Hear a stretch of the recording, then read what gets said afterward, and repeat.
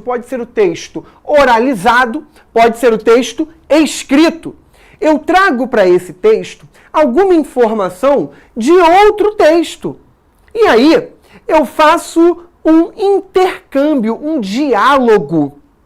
Vocês vão ver isso depois, mais especificamente, na intertextualidade. Mas, por enquanto, eu quero que vocês entendam apenas a referência para a gente fazer a distinção entre referência e inferência. Essa referência, ela pode se dar por meio de citação, por meio de alusão, por meio de comentário, por meio de insinuação, por meio de menção, de relação, enfim.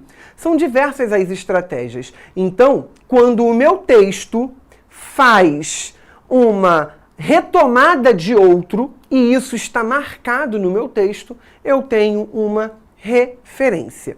Reparem que isso pode se dar de diversas maneiras. E por que é importante eu saber isso, Felipe? Porque vocês vão lidar com diversos textos na prova.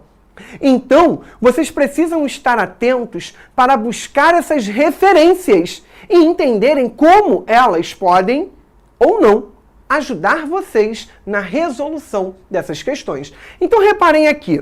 Aqui eu tenho um texto, que é do autor, e aí ele cita uma informação que ele depois busca uma referência.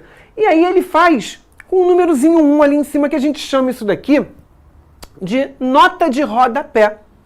Na nota de rodapé, você faz o uso de uma referência. Então ele diz aqui, ó, o comportamento limiar correspondente à adolescência vem se constituindo numa das conquistas universais, como esta, por exemplo, expressa no Estatuto da Criança e do Adolescente. E aí ele colocou aqui um umzinho para fazer uma referência. Você vê aqui embaixo. Por que ele colocou isso? Bom, se eu sei o que é o Estatuto da Criança e do Adolescente, eu não preciso ler isso daqui. Agora, se eu não sei, essa indicação aqui serve para que eu saiba do que ele está falando. Aí ele vem aqui, ó, popularmente conhecido como ECA. O Estatuto foi criado pela Lei 8.069, de 13 de julho de 1990. Essa lei regulamenta as diretrizes das crianças e dos adolescentes, inspirado pelas diretrizes fornecidas pela Constituição Federal de 1988, internalizando uma série de normativas internacionais. Ou seja, ele fez aqui uma abrangência, usando uma informação externa ao texto dele, para que o seu leitor pudesse saber do que se trata esse tipo de referência. Ou seja, para que ele dominasse aquele conteúdo ali. Ah, sempre vai ser assim? Não. Há diversas maneiras de a gente obter uma referência. Vocês vão utilizar muito isso em redação, quando vocês fizerem uso das áreas do conhecimento enquanto elementos como repertórios para os textos de vocês. Eu peguei uma redação que foi nota 1000 em 2020. A gente não vai ler a redação inteira. Eu só quero ler os trechinhos em que a referência se faz presente para vocês entenderem. Ó. Nise da Silveira. O ano do Enem era o ano em que trazia o tema sobre a questão da saúde mental. Foi uma renomada psiquiatra brasileira que, indo contra a comunidade médica tradicional de sua época, lutou a favor de um tratamento humanizado para pessoas com transtornos psicológicos. O texto da Isabela Gadelha faz uma referência a Nise da Silveira. Ela traz uma personalidade importante para aquela temática e fala sobre quem foi, fazendo assim com que o seu leitor saiba quem foi Nise da Silveira e o porquê de ela estar sendo usada naquela discussão temática.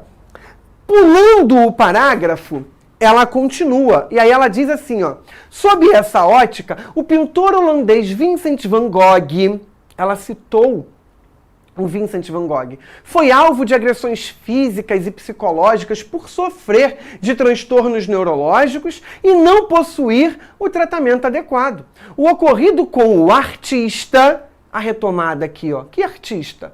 O Vincent van Gogh. Então, ela faz referência ao longo do texto como estratégia de comprovação daquilo que ela está dizendo, como estratégia de garantir a ideia de que aquele argumento que ela utilizou vai ser comprovado para que ela possa fazer depois uma análise e a sua argumentação. Depois, ela cita uma série. Nesse sentido, a série de televisão da emissora HBO, Euforia, mostra as dificuldades de conviver com o transtorno afetivo bipolar, ilustrado pela protagonista, Rui, que possui a doença. Então ela faz referência à série e ela faz referência à emissora em que essa série é transmitida, ao canal de streaming, na verdade, né? E, ao mesmo tempo, ela faz referência à protagonista da série, fazendo aí uma sequência de referenciação. Ou seja, na referência, o elemento está sempre dito, explícito, apresentado para o outro.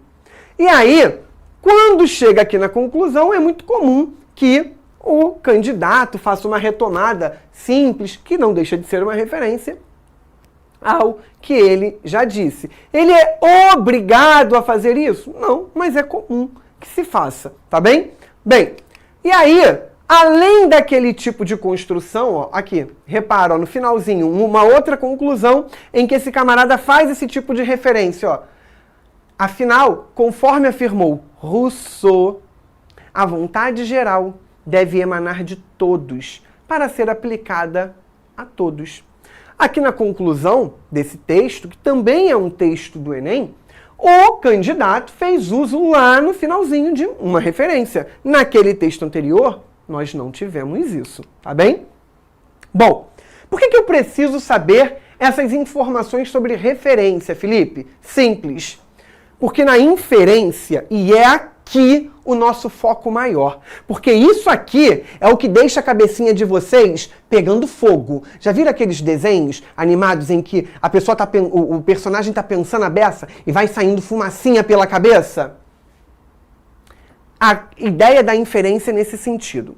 A inferência, olha como a gente define, é um processo mental. Ou seja, é um processo de raciocínio. É um raciocínio lógico. Você precisa debruçar-se sobre o texto. E aí, nessa ideia, a gente busca uma informação dentro do texto que não foi dita explicitamente, mas que pode ser extraída como um conteúdo. A inferência se dá de duas maneiras. Por meio de pressupostos e por meio de subentendidos.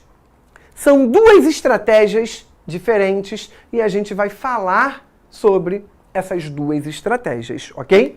Bom, quando a gente fala da inferência com base nos pressupostos, os pressupostos, eles vão apresentar dentro de uma frase, dentro de um texto, dentro de um contexto, alguma palavra ou alguma expressão que vai permitir que dali você extraia uma interpretação. Exemplo, se eu vir e falar assim, eu estou conversando com uma pessoa e eu falo assim, nossa, você ainda é sem noção. Ainda é sem noção. O que eu tenho? A pessoa é sem noção. Ok. Só que quando eu uso ainda, significa dizer o quê?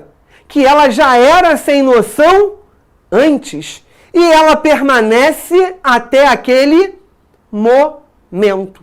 Então essa palavra ainda me permitiu extrair essa informação que não foi dita. Que informação que não foi dita? Que ele já era sem noção, que ela, né, a pessoa, já era sem noção antes. Então aqui, ó, aqui em casa, ainda está muito frio. Significa dizer o quê? Que existe um pressuposto de que já estava fazendo frio antes, há mais tempo. Então, existe algum elemento linguístico, e aí eu estou falando de língua, tá? Vai ter um adjetivo, vai ter um verbo, vai ter um advérbio, algum elemento gramatical que vai permitir que você extraia aquela informação. É assim que se dá o pressuposto, tá?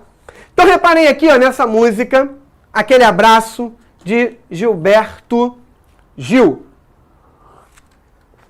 Ele põe assim, ó, o Rio de Janeiro continua lindo. Faz a batucada aí, ô Renan, pelo menos. Vai, ó, o Rio de Janeiro continua lindo. O Rio de Janeiro continua sendo. O Rio de Janeiro, fevereiro e março. Alô, alô, Realengo. Aquele abraço. Alô, torcida do Flamengo. Aquele abraço. Alô, alô, Realengo. Aquele abraço. Alô, torcida do Flamengo. Aquele abraço. Bom, aí, obrigado, Renan. Olha só o que ele põe aqui. Ele usa depois o continua. Chacrinha continua buzinando a pança, balançando a pança e buzinando a moça e comandando a massa e continua dando as ordens no terreiro. Alô, alô, nananã. Bom, olha lá. O Rio de Janeiro continua lindo. Continuar é um verbo, tá? Se ele continua lindo, e ele continua, significa dizer que o Rio de Janeiro já era lindo antes. O Rio de Janeiro continua sendo o Rio de Janeiro, fevereiro e março. O que ele quer dizer com isso? Que ele continua sendo o Rio de Janeiro, fevereiro e março. É a ideia do verão. O verão ocorre nesse período aí, né? Se encerra em março. É o período em que o Rio de Janeiro recebe muitos turistas. É o período de carnaval, praia, sol. Ou seja, o que deixa a cidade ainda muito mais bonita. Tá bem? Por conta das praias, obviamente, ela é muito conhecida mundialmente, né? Então, ele continua sendo, ou seja, já era antes. Chacrinha continua balançando a pança, buzinando a moça e comandando a massa. O Chacrinha fazia isso antes e faz até o dado momento. Chacrinha continua dando as ordens no terreiro. Chacrinha já dava as ordens no terreiro. E Chacrinha dá as ordens no terreiro até o dado momento. Ou seja, esse continua me permite identificar uma informação anterior que não está no texto, que não está explícita no texto. É isso que eu quero que vocês entendam, tá bem? Bom, agora, reparem aqui nessa frase com pressuposto. Sempre ajudo no que posso. Porém, desta vez, não conseguirei ajudar. Quando a gente fala de pressuposto, vem comigo no quadro, ó, rapidinho. Essa palavra ela é composta, né, por um prefixo e por um radical, e ela é toda junto. Então, ela é da seguinte forma, ó.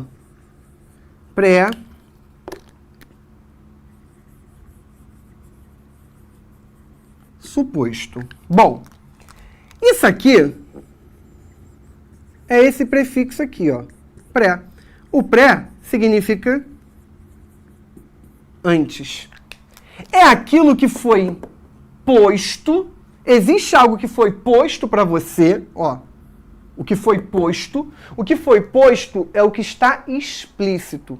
O suposto é aquilo que você consegue imaginar. O pressuposto é aquilo que você consegue extrair.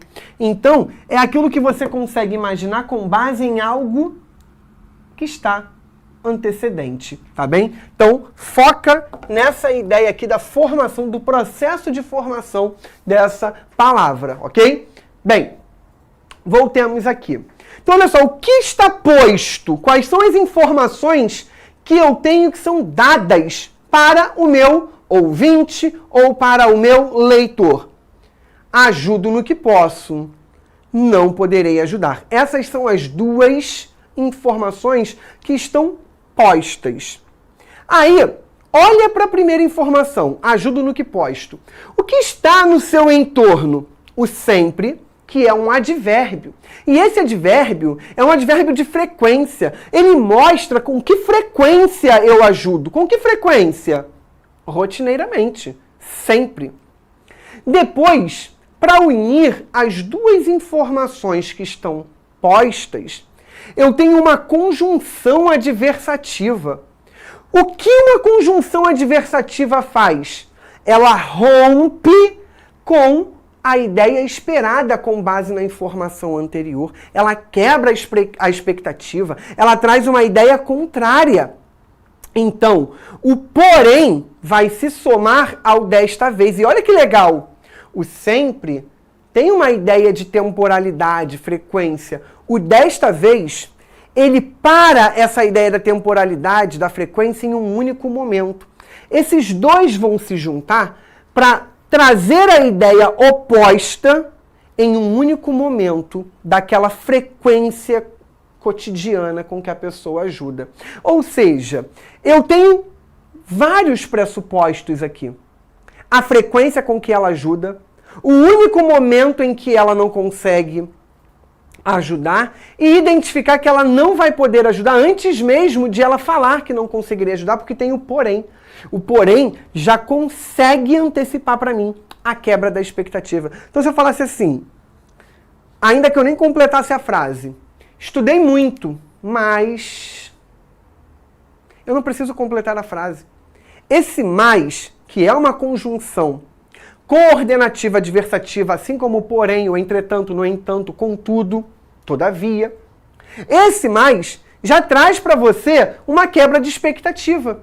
Então, olha, estudei muito. O que você cria de expectativa? Foi bem na prova, soube todos os conteúdos, passou no concurso, enfim. Aí eu venho com esse mais, é a ideia contrária daquilo que você esperava. Não foi bem na prova, não sabia todas as questões, não passou no concurso. Ou seja, ele rompe com a expectativa. Então a conjunção já antecipa para você, olha aí, ó, pré-suposto. Pré é antes. É algo que você já pode extrair desse conteúdo, ok?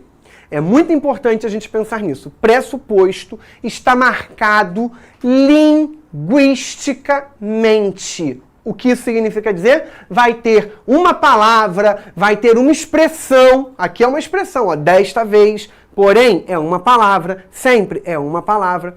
Esses elementos vão garantir que nós sejamos capazes de extrair uma informação que não foi escrita ou que não foi dita explicitamente, mas que a gente vai ser capaz de extrair justamente com base naquilo que essas palavras carregam semanticamente consigo, ok?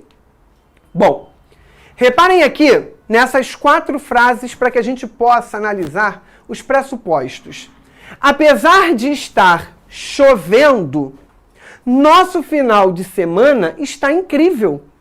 O que eu tenho posto? O final de semana está incrível. Aí olha aqui, ó, apesar de estar chovendo, o que eu crio? Apesar de é uma locução adverbial concessiva. Marca a ideia de oposição. Significa dizer o quê? Costumeiramente, quando chove, não é algo agradável, não é algo legal, não é algo incrível. Porém, naquele momento está sendo. Então, o que eu consigo extrair de informação que não está escrita aqui é, quando chove no final de semana, não é legal, as pessoas não gostam, as pessoas não acham incrível de um modo geral. Porém, naquele momento, está sendo incrível, tá bem? Beatriz parou de andar de bicicleta. Se ela parou, significa dizer o quê? Que ela andava de bicicleta antes. Então eu tenho um pressuposto, tá bem? Então repara, ó, apesar de é uma locução adverbial que vai funcionar aí, uma locução é uma conjunção, né? Uma locução conjuntiva adverbial. Então ela funciona como uma conjunção. Aqui é um verbo. Você ainda não recebeu e-mail confirmando sua inscrição?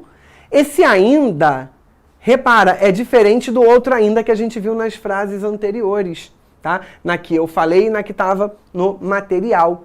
Então, você ainda não recebeu e-mail confirmando a sua inscrição? O que fica pressuposto aqui? Que essa pessoa já deveria ter recebido esse e-mail, ou seja, o prazo ou está avançado ou está vencido. Significa dizer que se ele fez a inscrição, se deu tudo certinho, ele já deveria ter feito, ele já deveria ter recebido esse e-mail fazendo a sua confirmação. Infelizmente, não poderei comparecer à reunião. O que eu tenho posto? Não poderei comparecer à reunião. O que eu tenho que vai marcar um pressuposto? O infelizmente, que é um advérbio. Infelizmente, marca uma intenção comunicativa. Eu digo o quê? Eu gostaria de comparecer. Eu gostaria de estar com vocês. Infelizmente, ou seja, eu acho que é uma situação infeliz, não conseguirei. Então a pessoa deixa explícito que ela desejava participar, que ela gostaria de participar, mas algo aconteceu que ela não poderá. Então, em todas essas frases, nós temos pressupostos. Pressuposto está marcado linguisticamente, beleza? E aí, agora, eu tenho aqui alguns pressupostos para vocês entenderem, ó. Elementos gramaticais que vão marcar esses pressupostos. Como eu falei com vocês, ó, advérbios, o infelizmente, como apareceu ali, ó. Infelizmente não comparecerei à reunião. É o pressuposto que gostaria de ir. Alguns verbos. O relacionamento de João e Maria tornou-se público. Se tornou público, é porque antes não era. Antes era algo sigiloso, escondido, tá bem? Então, tornou-se, parou, começou. São verbos que a gente já viu que vão denunciar alguma informação anterior. Orações adjetivas são aquelas orações introduzidas pelo pronome relativo, tá bem? Os representantes de sala, isso quando elas forem desenvolvidas, porque tem as orações reduzidas. Os representantes de sala, que só querem defender seus interesses pessoais, não pensam na turma. Bom, quando eu tenho aqui uma oração adjetiva separada por vírgulas, essa oração se torna explicativa.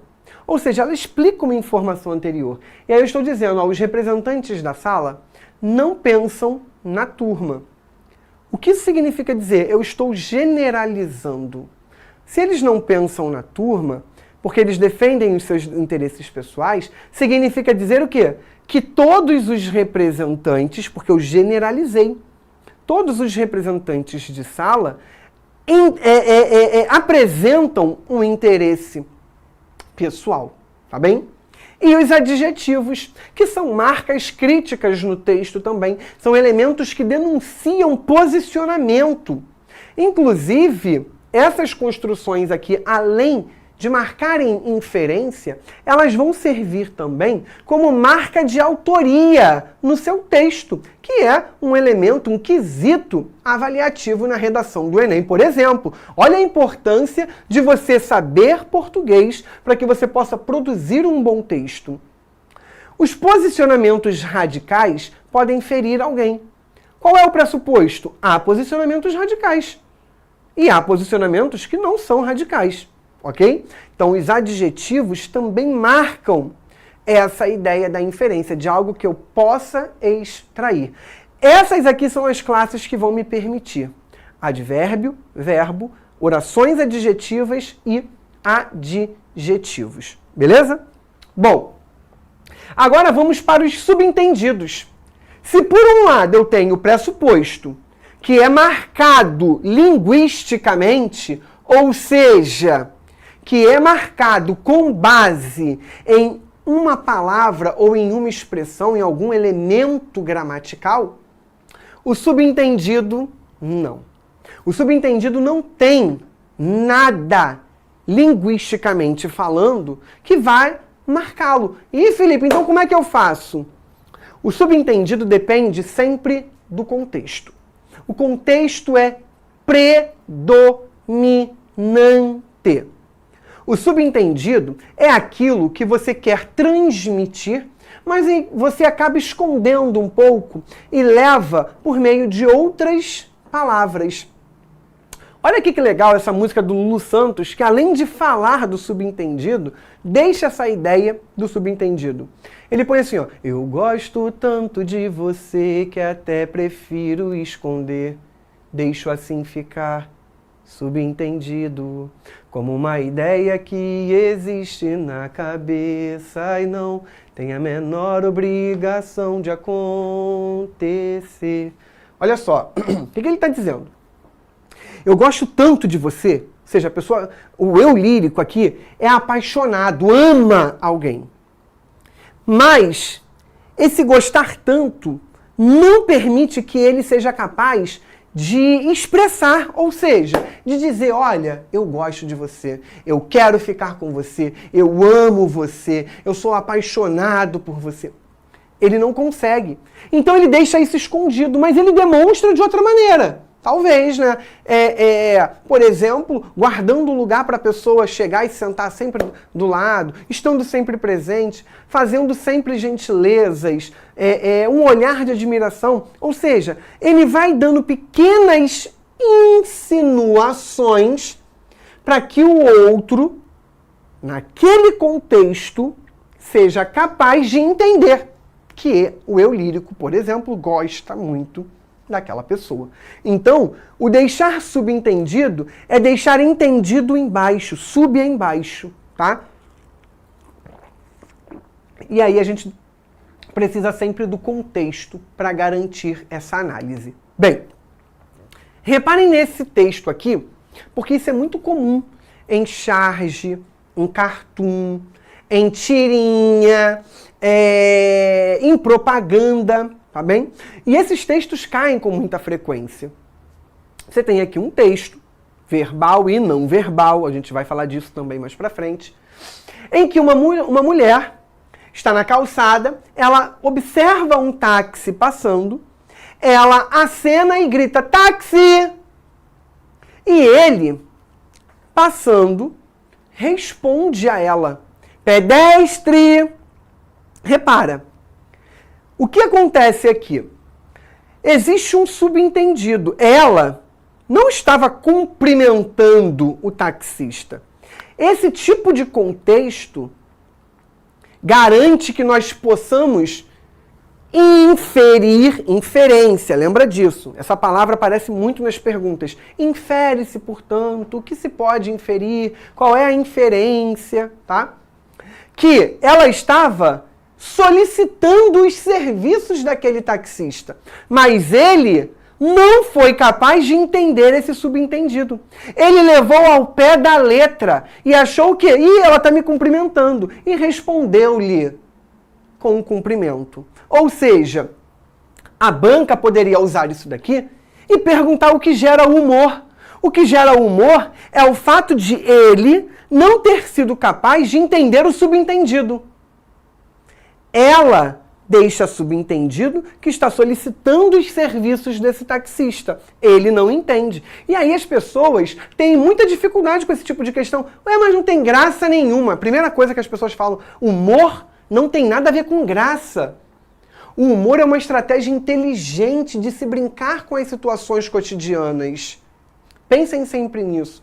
É muito comum as pessoas assistirem, por exemplo, a alguns programas que são chamados de programas humorísticos e não acharem graça. Que bom!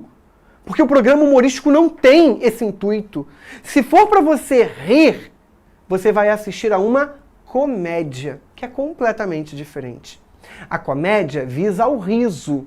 Então, vou dar um exemplo básico para vocês. Por exemplo, Zorra Total. Era um programa humorístico. Ele brincava com as situações e trazia ali um tom de ironia, de sarcasmo com essas situações. E um programa que seja cômico, que seria o Pânico na TV, por exemplo, que zoa os outros, que ridiculariza, que visa extrair o riso. As questões, quando elas pedem o humor, elas estão pedindo que você observe essa estratégia que foi uma quebra de expectativa no texto por meio de uma análise inteligente de quem o construiu em torno de uma determinada situação contextual. E quando ele pede o humor, ele está pedindo uma análise de subentendido ou de inferência. Logo, ele quer uma inferência. E vocês precisam sempre trabalhar com isso. É por isso que a gente já está começando de cara com inferência e referência. Que é para vocês começarem a destrinchar tudo que vocês virem, para que vocês possam ir melhorando cada vez mais a prática de interpretação de vocês. Tá bem? Reparem aqui nessas 3 frases para que a gente possa observar os subentendidos. A padaria está fechada hoje. A padaria está fechada hoje. O que fica subentendido? Fica subentendido que a padaria sequer abriu hoje. Porque a gente parte da ideia de que algo que está fechado, em algum momento, foi aberto. Só que quando eu digo, está fechado, dá a entender que aquilo estava aberto e alguém fechou. Naquele dia, nem abriu. Então, na verdade, se a gente quisesse dizer ao pé da letra, a gente teria que dizer, a padaria não funcionou hoje. A padaria não abriu hoje, né? Não teve as portas abertas pelo dono, enfim, ok? Aí a gente deixa uma informação subentendida. Mãe, a senhora tem 10 reais? Filho faz muito isso, muito. Se você não fez, você está sendo filho errado, tá? Quando você pergunta à sua mãe se ela tem 10 reais, você não tem interesse em saber se ela tem ou não 10 reais. Você está, na verdade, pedindo à sua mãe 10 reais. Então aqui você deixa subentendido que, mãe, me dá 10 reais. Porque se você fala assim, mãe, a senhora tem 10 reais e ela te responde, tenho, e acabou, né? Seria uma questão de humor. E aí, nesse caso, nós teríamos uma quebra de expectativa e a ausência de a pessoa ter lidado com o subentendido. Na semana passada, eu trouxe um texto do Calvin para vocês, em que ele pede para a mãe, mãe, posso comer um chocolate? E aí a mãe fala assim, fale com o seu pai. Aí ele vai até o pai e cumprimenta o pai. Oi, pai. Oi, pai. Oi, filho. Aí ele passa pela mãe comendo chocolate. Aí a mãe pergunta, falou com seu pai? Ele, sim. Aí a questão pede, qual é o humor da tirinha? Não tem graça? Claro que tem. A criança não entendeu o subentendido. Ele tinha, quando a mãe fala com seu pai, não é cumprimentar, não é falar qualquer coisa. Era a ideia de, essa pergunta que você me fez, eu quero que você faça ao seu pai. Se ele autorizar que você coma chocolate, tudo bem. Se ele não autorizar, você não vai comer. Ou seja, a mãe não quis determinar se o menino podia ou não. Ela jogou essa responsabilidade para o pai. E o menino, ou propositalmente ou não, foi lá e só cumprimentou o pai. Ou seja, ele se ateve ao literal, aquilo que estava verdadeiramente explícito no texto e ignorou o subentendido para que ele pudesse fazer valer o pedido dele, que era o de comer o chocolate. Meu filho, leve o casaco. Pai, mãe, falando com o filho, né? Se é para levar o casaco, o que fica subentendido? Que vai fazer frio, ou que já está frio, que estará frio no lugar para onde a pessoa está indo. Então, começou a chover, às vezes não está nem frio aqui, a pessoa está indo para um cinema, e você viu o filho ali saindo de camiseta. Meu filho, leva um casaco. Por quê? O ambiente do cinema já é um ambiente bem frio. E a pessoa ainda está com agasalho. E o tempo, né, já está chuvoso. Então, é melhor prevenir. Ou seja, fica subentendido que está frio ou que fará frio. Ou que o ambiente para onde a pessoa está indo é um ambiente mais frio que exige, portanto, o uso de casaco. Ok?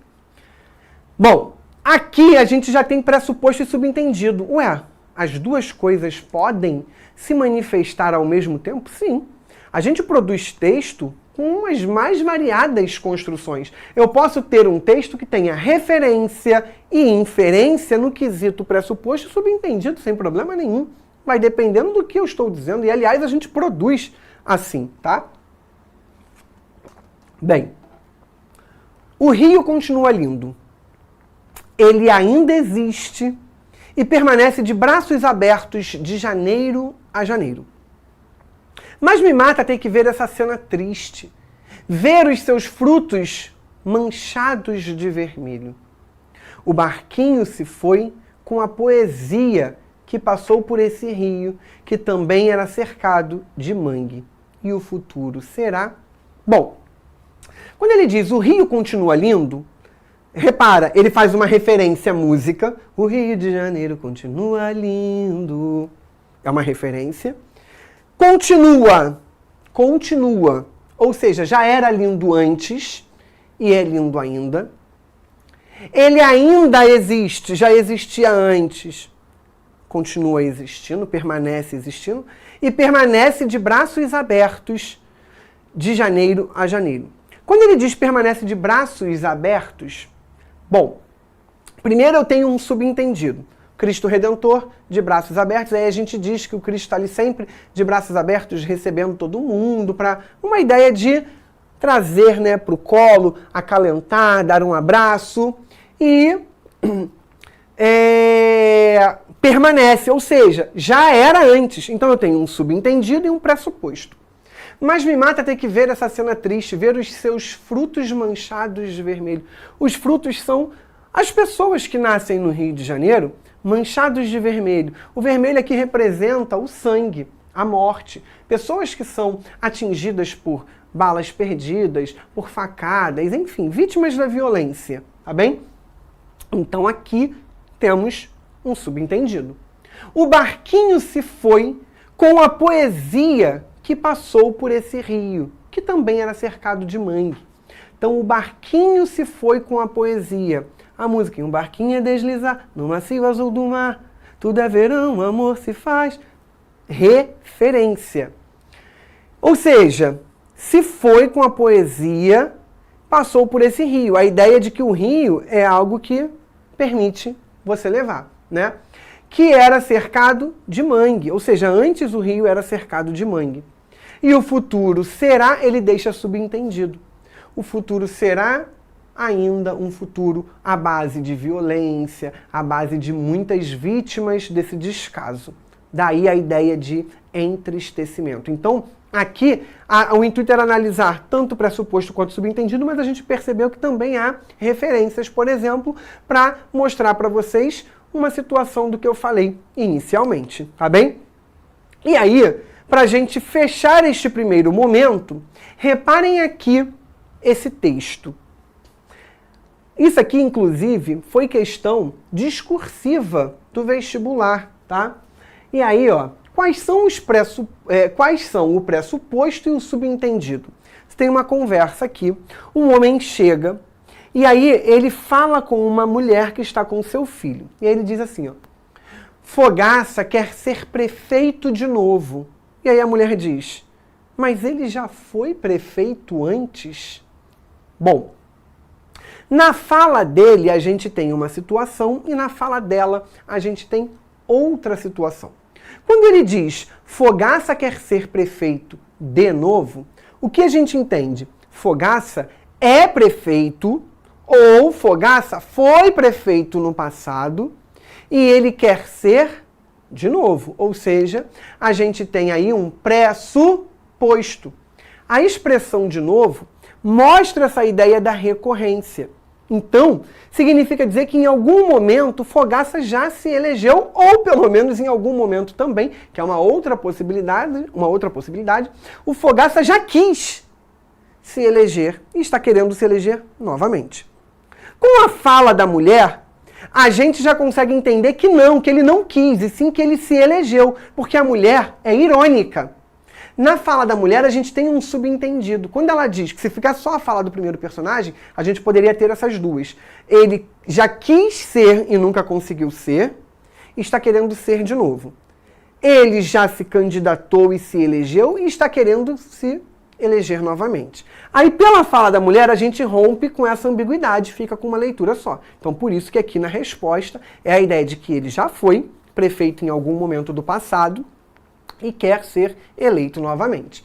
Aí a mulher, quando ela questiona, mas ele já foi em algum momento, ela está querendo dizer que o fato de ele ter ocupado a cadeira de prefeito não garantiu que ele efetivasse as ações. Ou seja, ela está dizendo que ele não foi prefeito na prática, que ele não agiu como prefeito. Ela está sendo irônica. Tá, ele se elegeu e nada fez? Vamos elegê-lo novamente para isso? Ou seja, a ironia dela rompe com essa expectativa e traz, por exemplo, o humor marcado por meio de um subentendido, ok? Bom, a gente vai encerrando o primeiro tempo, vem aqui comigo rapidinho. Se tiver ficado alguma dúvida, corre lá no meu Instagram, @FelipeMoraesProf, manda pra mim, que mais uma vez, na primeira oportunidade, eu irei ajudá-los. Mas a gente ainda tem mais um tempinho daqui a pouco para dar continuidade a esse assunto, observando agora 10 dicas com base na análise das questões e dos textos da prova do Enem. Valeu? Beijos, até daqui a pouco, galera. Tchau, tchau. Assista nossas aulas a hora que você quiser. Vem com o Pro, o cursinho online que mais aprova no Enem. Assine em proenem.com.br.